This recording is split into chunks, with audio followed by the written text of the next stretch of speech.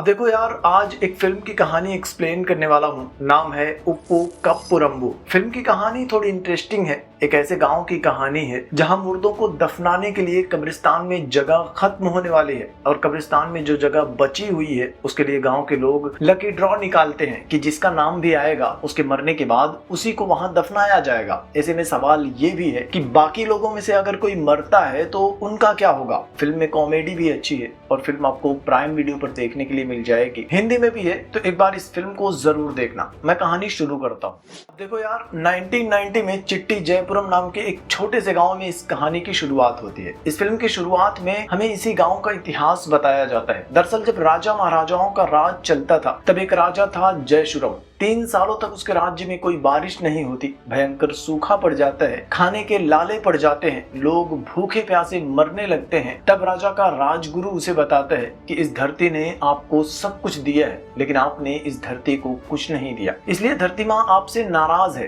तो आज के बाद अगर कोई मरता है तो उसे अपने राज्य की उत्तर दिशा में दफनाना। राजगुरु की बात मानकर राजा ऐसा ही करता है और एक बार फिर से उसके राज्य में बारिश होती है। उसका पूरा राज्य हरा भरा हो जाता है और तभी से उसके राज्य में ये परंपरा शुरू हो जाती है कि मरने के बाद लोगों को गांव के उत्तर दिशा में दफनाना होगा। सदियां बीत जाती हैं, राजाओं का राज खत्म हो जाता है। उस राज्य के लोग देश के अलग अलग हिस्सों में चले जाते हैं और उन्हीं में से कुछ लोग अपने परिवार के साथ चिट्टी जयपुरम भी आए थे और आज भी मुर्दों को गांव के उत्तर दिशा में दफनाना उनकी परंपरा थी। खैर, अब प्रेजेंट में हम देखते हैं कि इस गांव के मुखिया की मौत हो चुकी है। लोग उसे दफनाने के लिए कब्रिस्तान लेकर आते हैं। मुखिया की इकलौती बेटी अपूर्वा अपने पिता की मौत के गम में रो रही होती है, लेकिन बाकी के गांव वाले अपने अपनी धुन में मस्त होते हैं। किसी को दफनाने के बाद एक पत्थर पर उसका नाम, उसके पैदा होने और मरने की तारीख और मरने की वजह, ये सब लिखना इस गांव की परंपरा थी। मुखिया की कब्र पर लगाने के लिए एक पत्थर लाया जाता है, उस पर सब कुछ लिख दिया जाता है। फिर हम चिन्ना को देखते हैं जो कि इसी कब्रिस्तान का केयर टेकर है। चिन्ना और उसके परिवार के लोग पिछली कई पीढ़ियों से यही काम करते आए हैं। गांव में कोई भी मरता है तो उसके लिए कब्र खोदना, दफनाना, ये सब काम चिन्ना करता है। खैर, वो लोग मुखिया को दफना कर चले जाते हैं। फिर हम चिट्टी और उसकी माँ को देखते हैं। चिट्टी की माँ की तबीयत खराब होती है, खांसते खांसते उसके मुंह से खून आने लगता है। चिट्टी उन्हें आराम करने के लिए कहते हैं, लेकिन वो चिट्टी से कहती है कि देख, मैं जानती हूँ कि मेरे पास अब ज्यादा दिन नहीं बचे हैं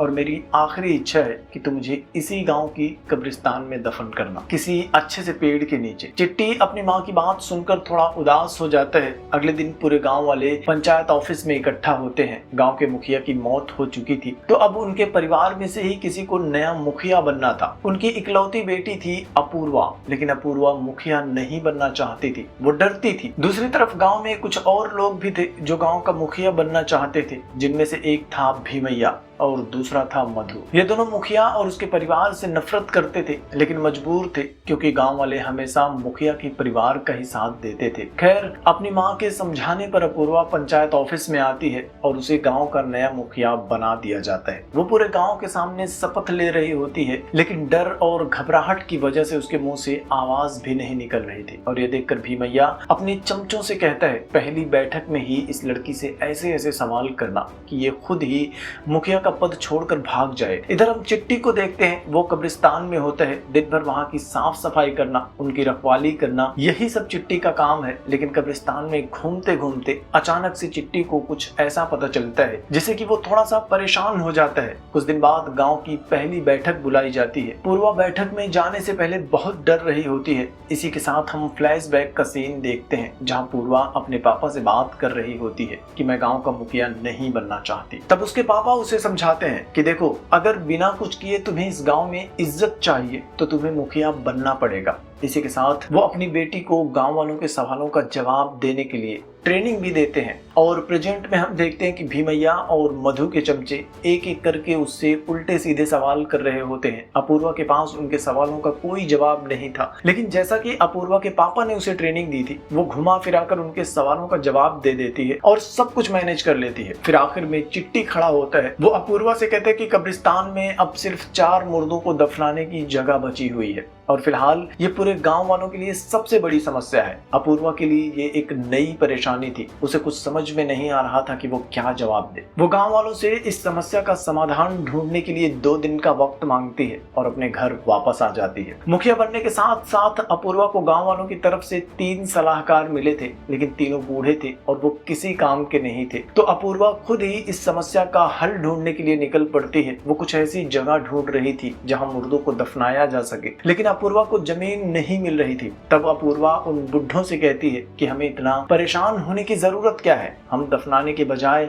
लाश को जला क्यों नहीं सकते। और यह सुनकर बुढ़े भड़क जाते हैं। वो अपूर्वा से कहते हैं कि चिट्टी जयपुरम की रूल बुक में साफ साफ लिखा है कि हम मुर्दों को जला नहीं सकते, उन्हें दफनाना ही होगा। और गांव वालों के सामने तुम इस तरह की बात बिल्कुल भी मत करना, नहीं तो तुम्हारे लिए बहुत बड़ी प्रॉब्लम हो जाएगी। रात में अपूर्वा चिन्ना से मिलने के लिए उसके घर जाती है और इस प्रॉब्लम का हल ढूंढने में चिन्ना से मदद मांगती है। उससे पूछती है कि जो 5 जगह बची है उसे भरने में कितने दिन लगेंगे। तब चिन्ना कहता है कि 5 नहीं, सिर्फ 4 जगह बची है। अब 4 लोग एक साथ तो नहीं मरेंगे, लगभग 1 या 2 साल तो लग ही जाएंगे। जिसके बाद पूर्वा चिन्ना को गांव के ऐसे लोगों की लिस्ट बनाने के लिए कहती है जो बूढ़े हों, बीमार हों, उनके जल्द ही मरने की उम्मीद हो। अपूर्वा की बात मानकर चिन्ना लिस्ट बनाने का काम शुरू कर देता है। लिस्ट में वो अपनी माँ का नाम भी डालता है। जिसके बाद फिर से पंचायत की बैठक बुलाई जाती है। अपूर्वा गांव वालों के सामने कहती है कि चिन्ना ने अपने एक्सपीरियंस से इस लिस्ट को तैयार किया है, जिसके मुताबिक गांव में 8 ऐसे लोग हैं जो अगले 1 या 2 साल में मर सकते हैं। हमारे पास टाइम बहुत है और हम धीरे धीरे करके इस समस्या का समाधान ढूंढ लेंगे। लिस्ट में मधु के दादाजी का भी नाम था, लेकिन भीमैया का नहीं था। भीमैया कहता है कि मरने के बाद इसी गांव में दफन होना मेरी भी आखिरी इच्छा है,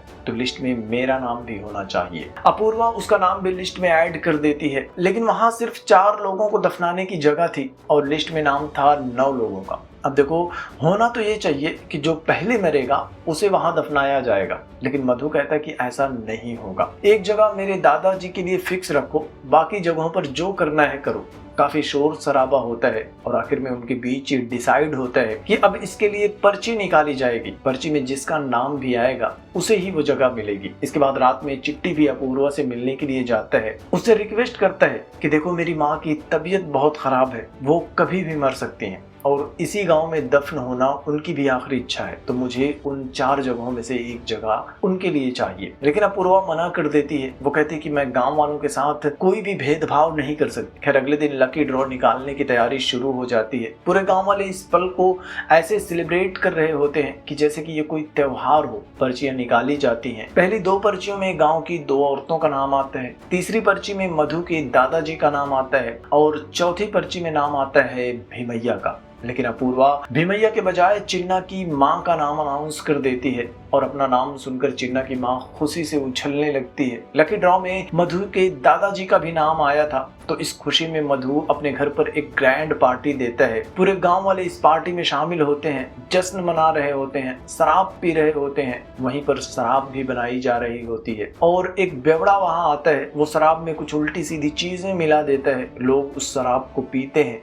और सुबह सुबह पता चलता है कि उस शराब को पीने की वजह से एक साथ गांव के 4 लोगों की मौत हो चुकी है। कब्रिस्तान में जो 4 जगह बची हुई थी एक झटके में फुल हो जाती है। कब्रिस्तान के बाहर हाउसफुल का बोर्ड लगा दिया जाता है और अब किसी को भी समझ में नहीं आ रहा था कि आगे कोई मरेगा तो क्या होगा। इसी के साथ रात में हम चिन्ना को देखते हैं। उसकी माँ परेशान होती है क्योंकि अब गांव में उसको दफनाने की जगह नहीं बची थी। लेकिन चिन्ना अपनी माँ से कहते हैं कि तू परेशान मत हो, मैं तुझे इसी गांव के कब्रिस्तान में दफनाऊंगा। दरअसल कब्रिस्तान में 4 नहीं 5 लोगों को दफनाने की जगह थी, लेकिन अपनी माँ के लिए चिन्ना ने पूरे गांव वालों से झूठ बोला था। वो अगले दिन कहीं से एक पत्थर का जुगाड़ करता है ताकि उस बची हुई समाधि की जगह पर किसी और के नाम का पत्थर गाड़कर उस जगह को बुक कर दे। वो कब्रिस्तान जा रहा था, लेकिन रास्ते में अपूर्वा उसे रोक लेती है। वो चिन्ना से कहती है कि कब्रिस्तान के पास पड़ोस के गांव वालों की जमीन है और हम लोग पड़ोस के गांव ही जा रहे हैं ताकि उनसे जमीन खरीदने के लिए बात कर सके। वो चिन्ना को भी साथ चलने के लिए कहती है। मजबूरी में चिन्ना को भी उसके साथ जाना पड़ता है। वो पत्थर अपने साथ लेकर आसपास के गाँव में जाता है, लेकिन वहाँ पर लोग इनका खूब मजाक उड़ा रहे होते हैं कि इनके पास इनके गाँव के मुर्दों को दफनाने की भी जगह नहीं है। कोई भी इन्हें जमीन देने को तैयार नहीं हो रहा था और आखिरकार एक गांव का मुखिया 1 लाख रुपए के बदले इन्हें जमीन देने के लिए तैयार हो जाता है। पर अपूर्वा के पास इतने पैसे भी नहीं थे। खैर वो लोग घर वापस आ जाते हैं। इधर रात में चिन्ना कब्रिस्तान जाता है और पत्थर को उस खाली जगह के सामने गाड़ देता है ताकि लोगों को लगे कि ये जगह भी भर चुकी है। अगले दिन अपूर्वा भी कब्रिस्तान में आती है। तब वो एक बात नोटिस करती है कि कब्रिस्तान में कई सारी ऐसी समाधियां हैं जो 100 साल से भी ज्यादा पुरानी हैं। तब अपूर्वा को एक नया आइडिया आता है। वो गांव वालों से कहती है कि ऐसी समाधियां जो 100 साल से भी ज्यादा पुरानी हैं, हम उन समाधियों को फिर से खोदेंगे, उसमें से जो भी निकलेगा अलग से एक बड़ा सा गड्ढा खोदकर सब कुछ उसमें डाल देंगे, जिसके बाद इन सब समाधियों को दोबारा से यूज कर सकते हैं। अगले दिन से अपूर्वा के तीनों सलाहकार उन समाधियों को ढूंढना शुरू कर देते हैं जो 100 साल से भी ज्यादा पुरानी हो या फिर जिन पर कुछ भी नहीं लिखा गया था। चिन्ना ने भी जो पत्थर लगाया था उस पर भी कुछ नहीं लिखा था, तो चिन्ना डर जाता है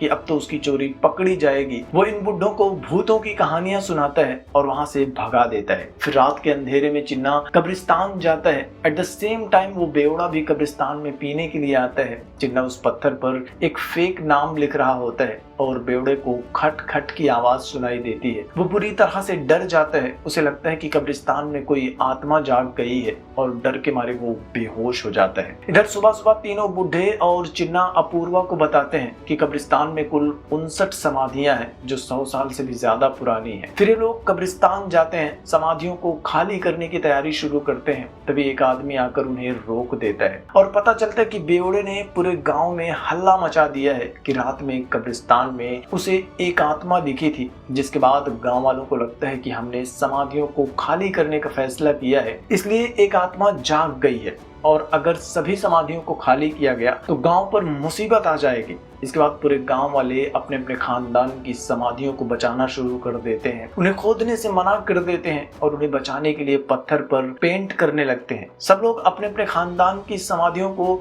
अलग अलग पेंट कर रहे थे। भीमैया भी अपने पूर्वजों की कब्र को लाल कलर से पेंट करवा देता है, तो मधु अपने पूर्वजों की समाधियों को नीले कलर से। धीरे धीरे पूरे कब्रिस्तान की सारी समाधियां पेंट हो जाती हैं सिवाय चिन्ना की नकली समाधि के। चिन्ना को भी समझ में आ जाता है कि अगर उसने पेंट नहीं किया तो पकड़ा जाएगा। जिसके बाद चिन्ना भी उस समाधि को नीले कलर में पेंट कर देता है, लेकिन मधु को पता चलता है कि ये समाधि उसके पूर्वजों की नहीं है। और इसके बाद तो मधु अपने चमचों के साथ हंगामा शुरू कर देता है कि आखिर किसने वो समाधि नीले कलर से पेंट की है। इधर अपूर्वा को भी चिन्ना पर शक हो जाता है। वो इस बारे में चिन्ना से पूछती है और चिन्ना के पास अब कोई दूसरा ऑप्शन नहीं था। वो अपूर्वा को सारी सच्चाई बता देता है और वो सुनकर अपूर्वा भी परेशान हो जाती है। वो कहती है कि अगर गांव वालों को पता चल गया तो पता नहीं क्या होगा, वो तुम्हें गांव से निकाल देंगे। किसी को भी पता चलने से पहले तुम वो पत्थर वहां से गायब कर दो। एट द सेम टाइम कब्रों पर लिखे इतिहास की वजह से भीमैया को पता चलता है कि कुछ पीढ़ियों पहले